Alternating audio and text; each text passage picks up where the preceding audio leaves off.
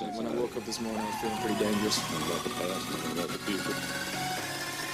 Welcome back to Draftvice. My name is Walter, and oh my god, it's another prospect preview of the draft. That's right, the draft is right around the corner. I got to give you guys a little bit of a preview. I'm sure you've already gotten your previews from other places like Blockbuster and Netflix and Chilled, and then watch Disney Plus. But no, this is a different kind of preview, everybody. Not before the movie, but it is the movie. That's right. Today we're talking edge rushers. I love this edge rusher class, mainly because I think teams that are going to benefit from this edge rusher class are teams that are not typically getting like the top edge rusher in a pass rushing class. Because let's put it this way, Chase Young went number 2 overall last year. Before that, Nick Bosa went 2 overall. Before that, you had Myles Garrett, who went number 1 overall. You can go back to 2014 with Jadeveon Clowney going number 1 overall. We have these years where we have all these great pass rushers going really high. Bradley Chubb went top 10 in 2018. So we have pass rushers usually don't get out of the top 10. And in order for them to do so, they have to have warts. There has to be like they have to have issues of distinguishing them from the other players in the class, maybe some question marks. And I like question marks. I like the down and dirty. I like this class because it's deep and it's fun and it's thick and it's freaking crazy. It's just so hard to figure out where certain guys stack. And you know what? We're going to get right into it. Tier 1 of all my edge rushers, right? There's 3 guys in Tier 1, really. It maybe would have been split differently, but I have to keep Phillips in this tier because it's weird because this is the talent tier. So Phillips really should belong in his own tier of talent, right? He's got like that gold star level of talent. Now keep in mind he's a little bit more of an older prospect, not too old though. He's not too crazy old, so he's not like Carlos Basham old. He's like he's 22, I think. He's got some experience though. And a lot of his production came against the right tackle on a lot of teams. But on the other end, he's still my favorite guy to watch being a pass rusher in this class because I think as a 4-3 DN, I mean, first off, you saw his pro day. He showed elite athleticism at the pro day. It shows on tape. Jaelen Phillips has a teammate. His name is Gregory Rousseau. He's not going to be in Tier 1. Tier 1 is Jaelen Phillips, Kwity Paye, and Azeez Ojulari. Right? Those 3 guys are in my Tier 1. Maybe Phillips deserves his own tier of his own because he is kind of a different league. He has the concussion question marks. He has the level, he's going up against the right tackles. But what you see him do, his hand usage, his lateral mobility, his ability to break on the inside. And again, I think he is just trying to make sure everything's working right here. He has the ability to win off the edge in multiple different ways. As a power rusher, he could break to the inside. He can get to the outside. He can corner really well. I think if it wasn't for the concussion issues, he'd be a top 10 player in this draft. Unfortunately, those are real issues. I've said it before on live streams, and I've said it before in other shows. The issue with taking Jaelen Phillips in the first round is the 5-year survival rate for a player without concussion issues is 36% in the NFL. With a player with concussion issues, the 5-year survival rate is 11%. You are talking about less than 1/3 the shot of a player making it to 5 years. If you are drafting Jaelen Phillips in the first round, you are expecting him to make it to 5 years. You are literally doing it at 1/3 the odds.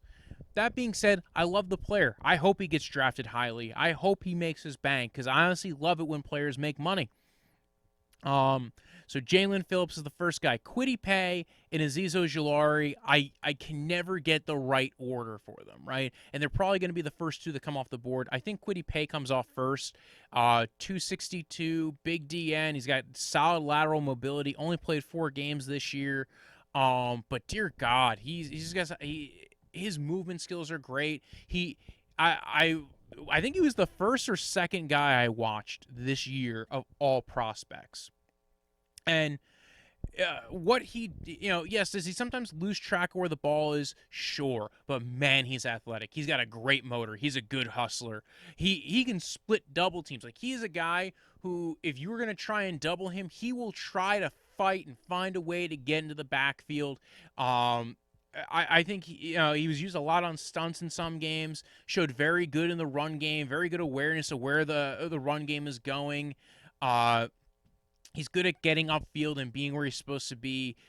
He has a clear plan on either being used. He has a clear plan on how to be utilized, on what he's going to be doing, and trying to keep a QB in the pocket. He had a 6.37 3-cone that was not part of his pro day. That was a video he sent to PFF and around the world.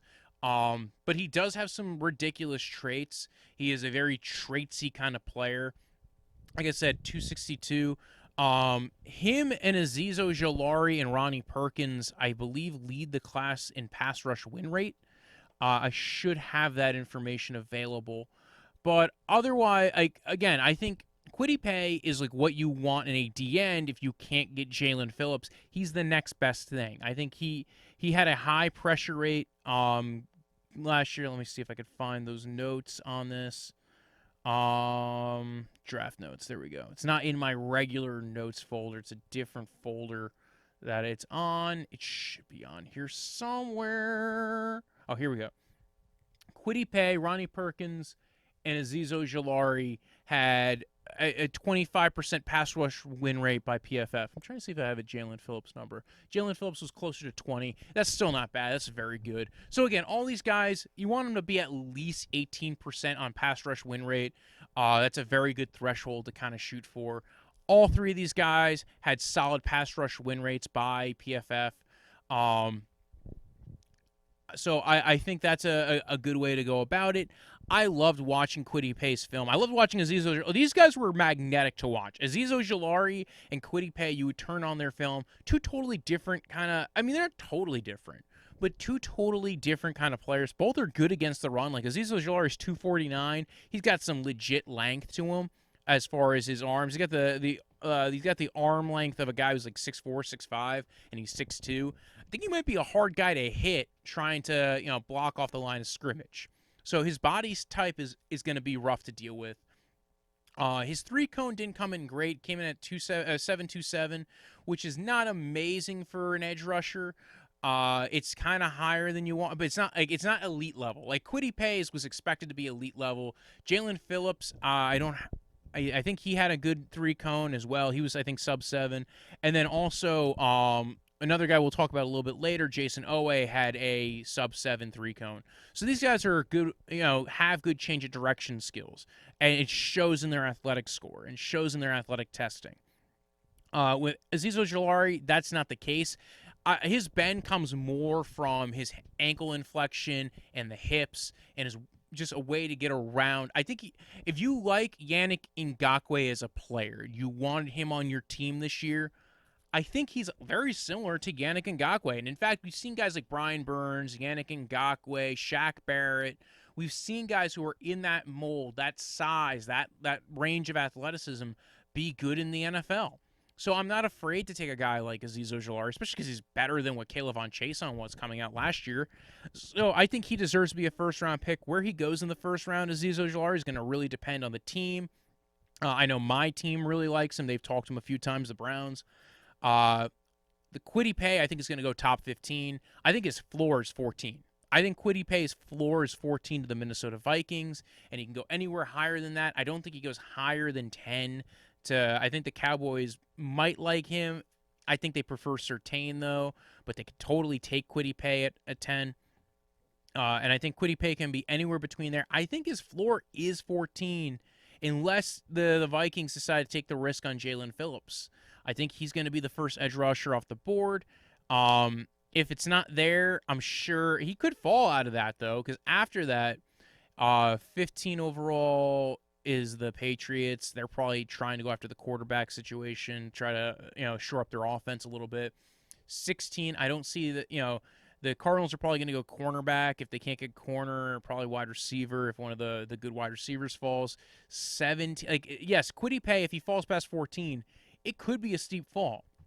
I think then he gets to maybe that 20s range. I think maybe he'd go to the Colts. I think they would like him a lot, although they definitely need tackle help. They'll probably be playing a very dangerous game of catch the knife if they draft an edge rusher and not a tackle in the first round, because I think the tackles are going to go quick in the top 50 picks, and I don't think there will be one there that the Colts will like in the second round as much as they like as the one in the first round. So Again, Kwity Paye, I really like. I think, like I said before, really powerful, stands up well against blockers in the run game, splits double teams. Well, even when they're doing a pure pass set. So you're talking about a guy who's breaking through multiple guys trying to stop him getting to the quarterback. Um, Azeez Ojulari, I think Azeez Ojulari had maybe some of the most fun film to watch. One of my favorite prospects. I'm sorry, I'm trying to go through all my notes right now because my notes are not done in the order. Okay, Azeez Ojulari. Like I said, Ngakoue style pass rusher. Ended up on the ground a couple of times, and that did worry me a little bit. I think the Cincy game actually might have a game that he got a lot of notoriety for because he got multiple sacks, got a forced fumble against the backup offensive tackle. When James Hudson was in there, he actually handled Azeez pretty well, and that's what worries me. Now, James Hudson's been touted as potentially a developmental tackle. I know he used to play D tackle. He's kind of relatively early in his career with that. But like Azeez still caused pressure in that game, even when Hudson was in the game. They ran a little bit more of an exotic defense in that, and Azeez Ojulari was not always on the field. I think that's another issue that people might pay attention to. He did not play a ton of snaps this year. There's going to be a lot of guys who are in that first-round defensive player talk, whether it's Barmore or Azeez Ojulari, who did not play a bunch of snaps. They were taken off the field on different downs. And at that point, if you're a role player in college, what are they treating you as in the NFL? That's the one issue I think I have with Azeez Ojulari was he wasn't on the field every down. Some teams might not mind that. You get a guy who's a solid role player. I like him a lot. I think he played really well against the run. Anytime there was a true pass set, the offensive tackle was in trouble a lot of the time. In fact, the Auburn game, I think Bo Nix was rolling out constantly to avoid Azeez Ojulari. Azeez just was a game wrecker in a lot of the time, and I think he was, the Alabama game, man, he's just stacking up guys. I think I wrote for the Alabama game Vic Beasley to Von Miller spectrum, where there's like those guys who are kind of like, and yeah, we've seen guys like Vic Beasley not work out. I think there was a lot of talk recently that maybe that was more of a between the ears issue. I actually listened to an interview with Tryon Davenport. He follows the Titans, and he said, I think the issue with Vic Beasley was more of a want to play football kind of thing. I think he's currently on the Raiders now.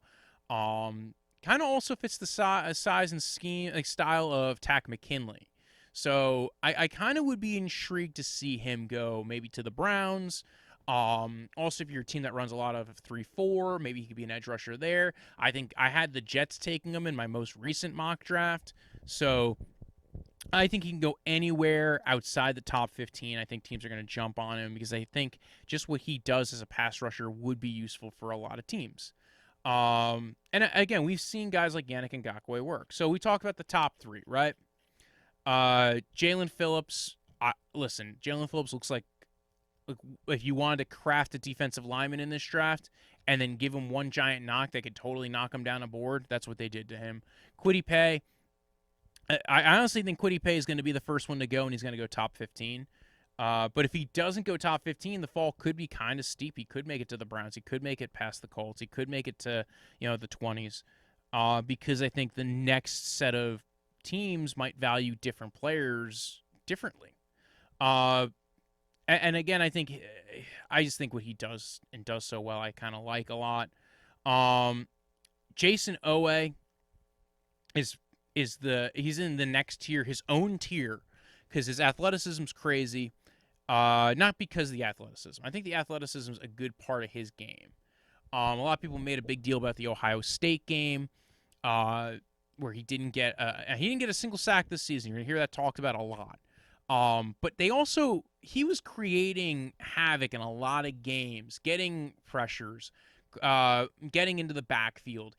I think part of it was coaching. I think he was coached a lot to stop the run and to play the run first. I think that was a big part of it. People talk about the Ohio State game, but he was playing against Justin Fields, who's a super athletic quarterback. And again, you're talking about a team that played in the college football championship. And you're saying he couldn't get a sack against that team. Well, part of it was Part of it was he was playing contained. Part of it was he was playing more of a 5-tech role. He wasn't. I think the one issue I had with Jayson Oweh on some of the games was they were not putting him in the most advantageous role to get a pressure, to get a sack. He was rushing a lot of the time at 5 technique. He was playing a lot of the time the run. They were giving Shaka Toney a little bit more of. They were giving him a little bit more room to rush, where he was rushing from the 9, where he's a little bit further outside the shoulder of the offensive tackle. So Oweh, a lot of the time, especially like in the Ohio State game, he was not getting the benefit of being schemed up open. They threw a lot of doubles his way. Ohio State knew he was the dangerous guy there because he got doubled. He was really good at bull rushing guys and getting them into the backfield. Sometimes I feel like the lateral quickness that he showed in the 3-cone doesn't always show up on tape. I think part of that is he just doesn't know how to utilize the lateral quickness. He's shoving guys into the backfield. Meanwhile, it's like, dude, you now have the ability to maybe use a push-pull and get around the guy, or, step to the side, or, again, get around him. And, again, if you're rushing him, again, he rushed a lot of times from points that were not the most advantageous. If he was rushing from, say, the 9 spot, I think he would be, you didn't get to see him corner off of doing something like that, like you saw Shaka Toney in a lot of games. If you had him doing that, to have to handle him around the edge in his bend, I think would be a real problem. He did not show all that bend a lot in, like I said, in college. I think part of that was usage, and I think he's just a crazy disruptor. I think the team that gets him, you're getting a true 4-3 DN who plays the run really well and shows the upside and athleticism to really become a true headache. So unlike, and we're going to talk about guys in the next tier, and I'll probably bounce back to him in a little bit. So the next tier is about 4 guys deep, right? This is why I say it's a deep edge class, and there's really not a lot differentiating these guys. There's a lot, but it's kind of more taste, flavor kind of deal. So I have Carlos Basham, Joseph Ossai, Gregory Rousseau, and Payton Turner in the next tier, and I think different people could have those guys lined up differently. I like Carlos Basham, the 283. He's measured at 279 to 283 so far. He's measured in twice, once at the Senior Bowl, once at this pro day. Had a great pro day. Basham kind of looked like he took a step back this year. I think part of it was just they were starting to let him freelance a little bit more this year, and he does try to play a little bit lighter than he is, and by that I mean like play like he has the body of somebody who's 243, 250. Meanwhile, he's 280. He can run through guys. If he used a little bit more of that power, I think you would see him. I think a lot of teams are going to want to see him do that. So I think he's a guy who's maybe getting left out of the first round, who's probably going to go in the first round, who's going to go in the top 40 picks. I think there's going to be a lot of those teams that want him as their base 4-3 D end, maybe kick him into 3-tech on some some real rushing downs, like at 3rd and long. So I like Carlos Basham a lot. Let's see what if I pull up his notes, because I watched him early on too. Measurements saw on the ACC network he weighed in at 274 on the pro day. His fastest 40 time was between 4:59 to the 4:06s. Really good for a defensive lineman. Hand size, let's see, did you get 3-cone? 3-cone was 713, but you're talking about a guy who, again, and that, like I said, there's like a threshold. 727 is kind of like average. 713, you're getting close to that 7 marker, is really good. And once you get underneath 7, that's elite level prowess. 4.25 short shuttle. Has almost an 80-inch wingspan. 6'3". He's built weird. He's kind of built like a block of crazy. He has good awareness of where the ball is going on a play, and shows he doesn't like quitting. Chases down guys from behind. Now, a lot of times that's giving up actually where you're supposed to be on the play. You're supposed to, like I've seen him try and chase down ETN on the opposite side of a run play. I've seen him sometimes get pushed back, but he can and blown off the line of scrimmage in the run game. I feel like he can get a little bit better at that. He gets lost in the sauce sometimes. but he can beat guys around the corner. And if he figured out that you don't even have to beat them around the corner, you have the power to bull rush them and just beat them. I think utilizing that would be to his advantage. Now, he is a little bit older of a prospect. He's going to be, I think, 24 next year. So, again, I think some teams might shy away from him. I think that's really the main thing keeping him out of the first round. That, and he had a little bit down of a tape in 2020 compared to his 2019. Probably should have came out a year ago, and he probably would have gone in the first 2 rounds anyway. I think he's absolutely a dynamite option. If he was 2 years younger, I think we'd be talking about him in the top 20. Again, I like Basham a lot. I think he's probably one of my favorite players in this draft class. I have him right behind Oweh, but I see why people might like different people differently. Next on the list is Joseph Ossai. I've watched him more recently than Carlos Basham. I think almost like a month and a half later than Basham. And what I like about Ossai is he's got a high motor, good straight line power, and good straight line speed. The issue with Ossai is he does not show a lot of lateral quickness, and he skipped the 3-cone, and it kind of shows in his tape that he's very much reminds me of Bud Dupree. And I think in a good way, too, because Bud Dupree was a solid player. I don't think Bud Dupree is a great pass rusher. I think he's a solid pass rusher. I think the Steelers would probably love to get Joseph Ossai on their team to be the guy opposite TJ Watt. I think he is not the guy you want as your true number 1 edge rusher, but if he is part of your if he's part of your team, if especially you're running a lot of 3-4, if you're like the Steelers, you run that old style 3-4 defense, I think that's a guy who you can bring him in and he can create a little bit of havoc. Now, I don't think the Steelers necessarily take him because they have Highsmith played really well last year.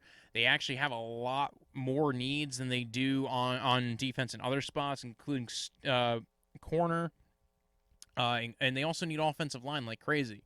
Ben Roethlisberger is going to get brutalized if they don't figure out the offensive line situation. So Ossai, I like a lot. Like I said, I think the perfect comp for him is Bud Dupree. Because again, he has the same issue. He doesn't really have the same. He doesn't have lateral quickness like like some of the other edge rushers that I have above him. But I like the motor. He's relatively new to the position. He previously played off the ball linebacker, which again I think a 3-4 team would really like, especially if you run a lot of a true 3-4 defense. I think a lot of teams will like Ossai a lot.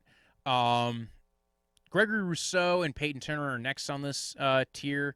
Rousseau, I loved Rousseau as far as kind of like the concept art, right? Like early on, you're looking at him, you're seeing the early version of it, like the mock-up version of what he can be, right?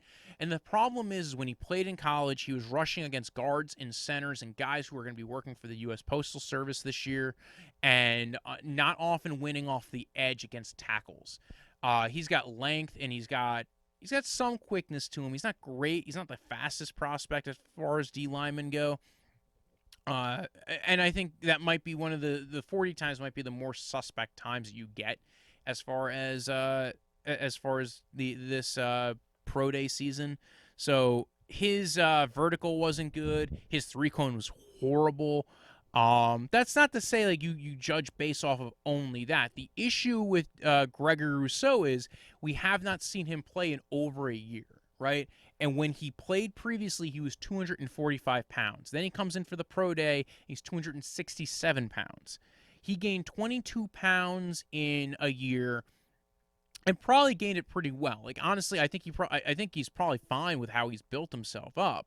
The issue with Gregory Rousseau is okay, you're not going to be just rushing against guards and centers anymore. You can't line you up at 0 tech. You're going to get blown off the line of scrimmage. Maybe they try him more at 3 tech. Maybe he kind of starts out as a base D end and then kicks in on rushing downs, and I could totally see that working for him. The issue with him not having a great pro day after a year of being off is I don't know what he is, right? He could be Calais Campbell. The thing is, I think Carlos Basham is probably closer to what you want to be Gregory Rousseau or the eventual. Now, granted, Rousseau is way different in size. Rousseau, let's see if I have the measurements here available to me. It's got to be here somewhere. I don't know if I saved it on here. Rousseau's got the arm, like legit arm length. Like one of the things that he's gonna have over guys, no matter what, is he's got that legit crazy length. I think it was like 84 inches. He's got some real big vines.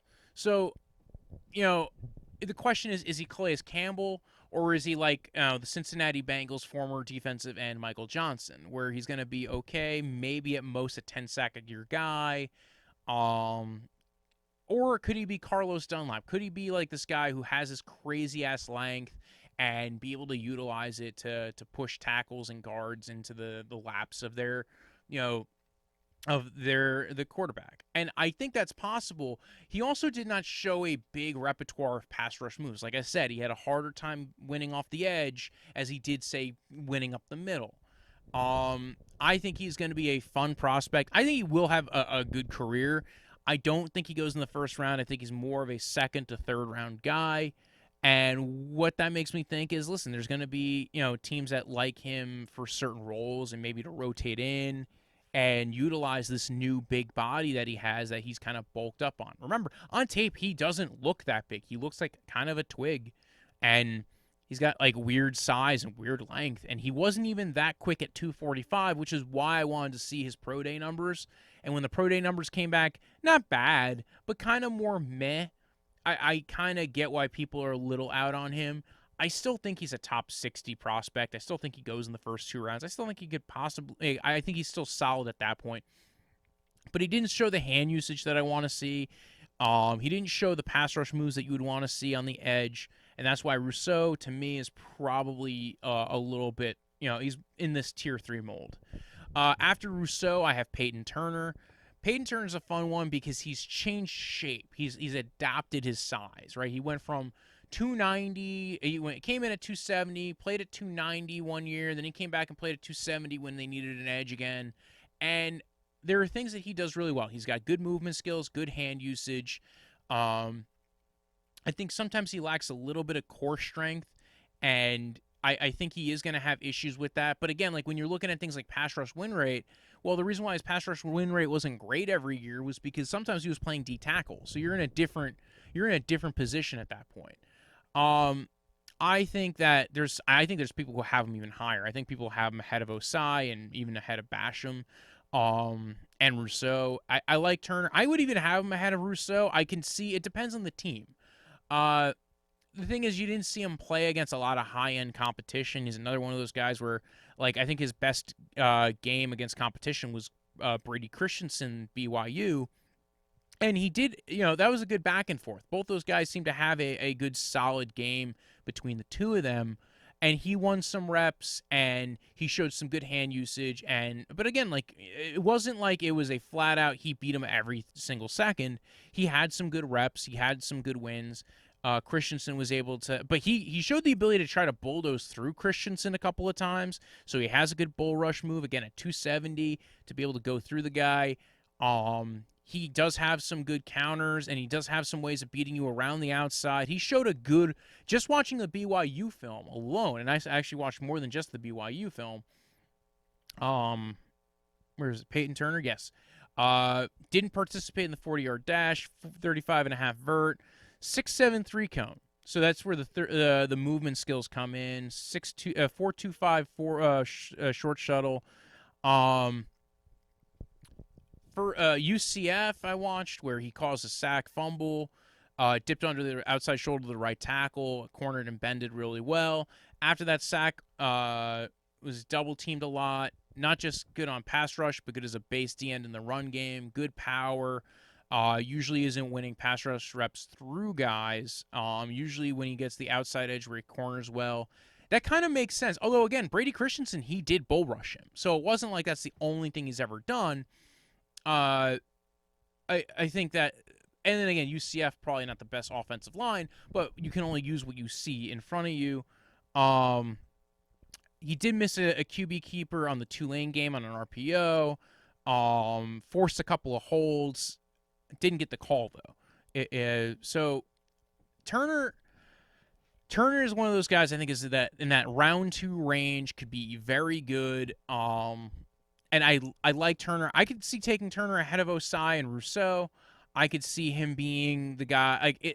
I could see, like, of those four guys, liking him the best. I do. I would probably take him ahead of Rousseau. It depends on how I wanted to use him in my roster construction.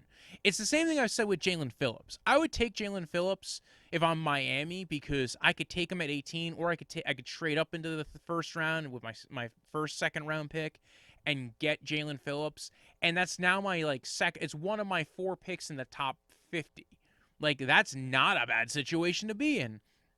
For one of those picks to maybe not work out, if you're Miami, to take Jaelen Phillips is not a big deal. So I think there's going to be some teams that look at, Ossai is a better fit because, he's got that, straight line speed. I think he jumped a 40 and a half vertical. Again, didn't test in the 3 cone, but again, is a high-end motor, relatively new to the position, and shows at least some, not just he actually shows good hand movement, hand usage. So again, Ossai I like quite a bit. Rousseau I like quite a bit. Payton Turner, all these guys are round 2 guys for me. I wouldn't mind taking them anytime on day 2, especially in the second round. I would take any of one of these guys. The next group of guys are more the 3rd round pick guys, tier 4 I'm at now, and it's Ronnie Perkins, Joe Tryon, Elerson Smith. And I think those guys I would take in the 3rd round. Joe Tryon, I think, is probably getting a lot of first-round hype. I don't think he's a first-round guy. I think he's a 3rd-round pick. It's almost 2 different types of players, though. Between Ronnie Perkins and Joe Tryon, Ronnie Perkins is a guy who did not test athletically well, has a weird-shaped body. Again, he's solid length. I think he's going to be okay. Didn't test as well. Even I think he's discounted Azeez Ojulari. Now, he had a high pass rush win rate. Again, one of those guys where, yes, he had that, but it came against competition that wasn't necessarily the greatest. So, again, Ronnie Perkins and Joe Tryon, I could see, end of the 2nd, top of the 3rd. You still want an edge rusher to kind of throw in the mix. So I like Perkins and Tryon. I like Tryon somewhere in the 3rd round. 2 guys I have as 3rd-round picks that, probably will go in the 4th, Rashad Weaver and Quincy Roche, and I think they're solid guys. I don't think they have the ceiling as the rest of the ceiling, quote unquote, of the rest of the guys in this in my edge rusher rankings. So, where are we at? We had the 3 in tier 1, then Oweh, then we're now at basically the 13, 14, 15 marker. I like Rashad Weaver. I would totally take him to be my base D end. He reminds me of Sam Hubbard out of the Bengals when he came out of Ohio State. Now, Weaver's a bit older. He shows great hand usage. Gets his hands in the air. Honestly, he's great at the tip ball thing. Just get your hands in the air like you just don't care. So I like Rashad Weaver quite a bit. If you're looking for a guy to be a base 4-3 D end who can give a little bit in the pass rush department, he also, I think, actually had a really good 3 cone as well. I think he had a sub-7 3 cone as well. So I was a little shocked by that. Here's Joe Tryon's numbers, right? Arm length 82 3/4. I think that's why people are going to be really eager about Joe Tryon. I think he showed really good lateral mobility, some solid hand usage, and apparently he's bulked up, right? It's weird because his 3 cone was a 7.18, and if you had told me it was below 7, I would have been not shocked. Ran a 4.64 40. I think you got to be a little bit more skeptical about the 40s. Came in at 259, 6'5", 10.25-inch hands. Like I said, Tryon's an interesting one because sometimes he looks like he has no clue being there and he gets washed out. And then sometimes, man, he just beats a guy around the corner very well on pass rush reps. Could beat guys with a bull rush. Has a solid understanding of his pass rushing moves. And this is a guy who opted out this year and spent a lot of time kind of developing his body to test well. So Washington has kind of a weird defense. They ran a lot of this 3 down linemen. You'll hear me talk about it with Levi and Wuzariki. as well. It's to get this guy who's like, first off, you're not really getting to see him win true pass rush reps because, you're dealing with a lot of double teams because you're running 3 against 5. So they did a lot of drop 8 in coverage. Like I said before, Tryon corner as well. Um, he got dropped into coverage a couple of times. I'm not quite sure you want to do that too much. Uh, like I said, the lateral movement is definitely there. Showed a bit of effort and plan on a few of his rushes as well, and I think that's something that, like, when you have a pass rusher that shows he has a pass rush plan, I think it shows that he will get better over time. There was a good rep against the right tackle where he fakes a step inside and beats his dude to the outside shoulder, gets clean and pressures the QB. I think one of the games he sets to the inside of the tackle and rushes to the outside, then bounces back in. So he has a plan when he's rushing the passer. He'll set up one way and he knows which way he's going here, and I like that a lot. I see why people like him. I can't see him over the guys in the tier above him is my issue.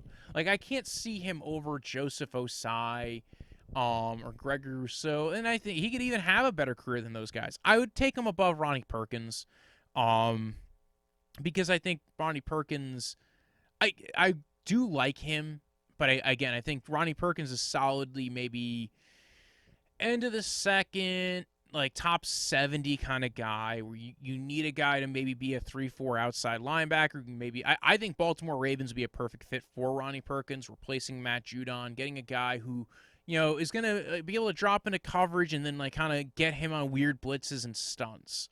Joe Tryon, I think a lot of teams are going to like Joe Tryon. He's probably going to go higher than I expect because, again, he showed some real athleticism at his pro day. Again, he's got some vines himself. So if you're looking at Joe Tryon versus Gregory Rousseau, both guys have opted out, but one of them tested way better than the other one.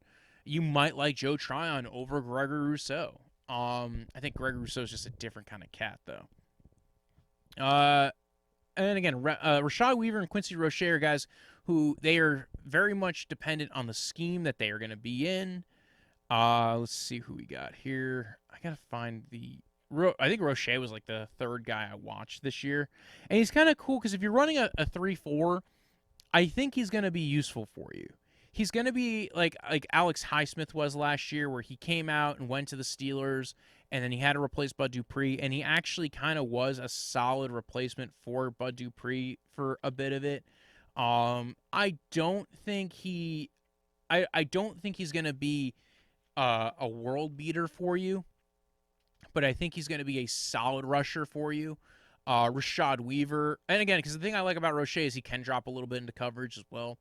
Rashad Weaver, like I said, good hands, good strength, gets his hands up in the air. Right off the top with the Miami U game, says reminds me of Sam Hubbard. Goes up well against Liam Eichenberg, who rode him past the pocket a couple of times, but did get a couple of run stops early. Beat the right tackle for a pressure. Beats this guy in an inside spin. Again, he has good power. He's going to be like that, like I said, Sam Hubbard 4-3 D end. Guys who I might be looking at, maybe round 4, round 5. Cam Sample of Tulane. He's kind of a bit of a tweener. I think some teams might like him as maybe, a 4-3 D end or maybe a 3-4 D end and kind of kick him inside a little bit. Those are guys who I think have a little bit of a high upside kind of day 3 kind of pickup, can be a rotational player for you. But again, so that is 1, 2, 3, 4, 5, 6, 7, 8, 9, 10, 11, 12, 13, 14, 15 edge rushers that I have for you today. Again, Jaelen Phillips, Kwity Paye, Azeez Ojulari. I think whatever team takes one of those guys, you can't go wrong. Oweh is just this crazy athletic talent. I think he kind of got a little misused when he was at Penn State. Carlos Basham, Joseph Ossai, Gregory Rousseau, Payton Turner, all guys I would take, anywhere from pick 33 to pick 54. Like anywhere in that, pick 60, pick 64. Like I would take those guys day 2. Ronnie Perkins, Joe Tryon, Elerson Smith. I would take those guys probably if I was pinched, I would maybe take him like, second round, maybe in the third round. I would probably lean more trying to take them in the third round. Rashad Weaver and Quincy Roche, I could see taking them at the end of the third round, or even a little bit higher depending on where the other guys go. It's just the fact that it's such a deep draft that these guys might have gone in a different spot in prior years. Cam Sample, I think probably more day 3 guys you're going to, and that's it. I can't believe that was all. 40 minutes. Okay, that's perfect. That's right in the marker. I'll be doing a live draft show in Nanuet, New York at the Spot Billiards. And it'll be live streamed on this channel. The night of the draft, 7:30. We're gonna go live right before the draft, Eastern Standard Time. We're going to be in the heart of New York, Nanuet. If you want, you can follow the podcast at Draftvice on Twitter, at Draftvice_football on Instagram, and you can follow me at BROJO. Death is in the end of life. Punch like a delicious drink you drink in the summer. And yes, tune in next time for where I wear my pants on the outside, but you still can't see because I shoot this all from the chest up.